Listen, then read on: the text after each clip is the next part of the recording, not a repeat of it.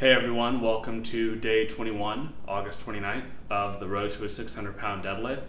I'm going to show footage from day 15, day 17, and day 19, a push, pull, and leg day. And after I show the footage, I'll come back, recap it, and give my thoughts on training intensity and training frequency. So stick around for that. And let's get into the workouts. All right, I'll see you guys soon.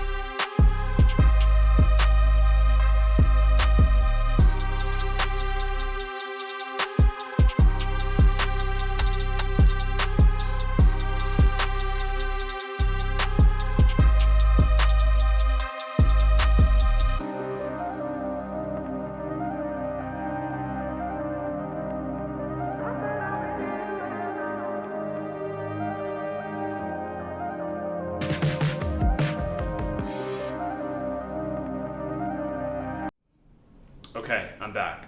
Let's quickly recap the workout. On the push day, I did 200 push-ups, 8 sets of 25, and that was it. No overhead presses, no flies, no lateral raises. And every other push day, I like to just do push-ups. And that's a way of building in a bit of a break from heavy compound movements like the overhead press. Next, on the pull day, I started out with barbell rows. Instead of a deadlift, I used 100 kg, 220 pounds for the row. And you'll notice when I'm rowing, I like to use some momentum as I'm pulling the barbell towards my stomach. And I prefer that style to a strict barbell row where there's no momentum whatsoever. And that's because I can add a little bit more weight and the movement pattern more closely mimics a deadlift. And the reason I'll alternate the deadlift with the barbell row is because I can still train all of those muscles that are involved in a deadlift, but not overload the weight to the same extent, and thereby, again, giving my body a break from the really heavy weight that I would use for a deadlift. Then I did rear delt raises, 4 sets of 10 with 20-pound dumbbells. These are great for balancing out your shoulders, correcting your posture so you can pull those shoulders back and not slouch over. Then I did pull-ups, 4 sets of 10, and seated row machine with 110 pounds resistance. And finally, for the leg day, I did goblet squats, 4 sets of 25, 95 pounds. My last leg day before this one was 90 pounds, so weight steadily increasing. Then I did good morning, 60 kg, 132 pounds, 4 sets of 10. Then split squats, 4 sets of 10 with 40-pound dumbbells. And then the vertical jumps, 4 sets of 10. Okay, now let's talk about intensity. And I was sort of alluding to it as I was recapping the workout. I tend to deadlift every other pull workout and do heavy overhead press every other push workout. And that's a way of reducing the weight and giving my body a relatively easier workout. And the reason I'll have these lighter days is because I found that it's not sustainable for me to push the weight every single workout. And really within a given week, in my experience, 2 difficult workouts, heavy workouts where you're really pushing it, is more than enough.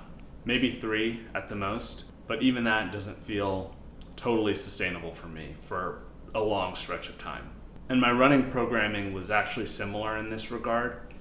I'd have 2 tough days in the off season, and that would look like a tempo run where you're running 4, 5, 6 miles at closer to race speed, and a long run, let's say, which is intense just because there's so much mileage, and that might be a 10, 11, 12 mile run. And then once you get in season where you need to tack on the speed, you might add interval training as the 3rd workout in the week, where you run, let's say, 400 meters, rest, run another 400 meters, and you do that repeatedly. And the intervals could be varying distances. It depends on what your race distance is and what you're training for specifically. But really, both off-season, on-season, you have 2 to 3 workouts, and then the other days are easier running. Now, with respect to frequency, I'm weightlifting 3 to 5 times a week. Right now, it's 3.5 times a week because I'm going every other day. Usually, I'll bump that up to closer to 4 times a week on average. But that's the perfect amount for me. Maybe 2 of those days are harder, 2 of them easier. And what I love about powerlifting is you can be an elite powerlifter and only lift weights 3 times a week. If you're really pushing your body, making sure that you're recovering well, feeding yourself properly, you don't need to spend all day in the gym. Because powerlifting requires you to move such heavy weight, you have to give yourself time to recover, and that extends all the way up to the most elite powerlifters. So powerlifting is less time consuming than, say, bodybuilding in that respect, because top bodybuilders, they're in the gym often several hours a day, most days of the week. And I think that's all I wanted to share today, so I'll see you all next time.